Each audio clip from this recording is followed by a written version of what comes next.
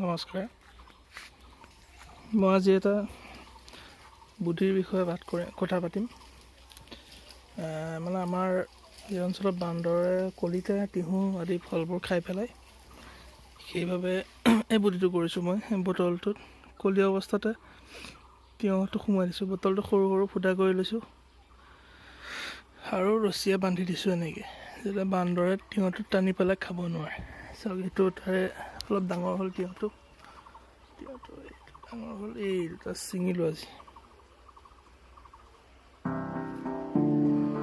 এতিয়া এইটো উলিয়াব হ'লে আমি ব্লেড দি পেলাই বটলটো অকণমান ফালি পেলাই তিয়হটো উলিয়াই দিলে হ'ল। আকৌ টেপ অকণমান লগাই দিলে তিয়হটো আকৌ বটলটো ব্যৱহাৰ কৰিব পাৰিম একেটা কামতে।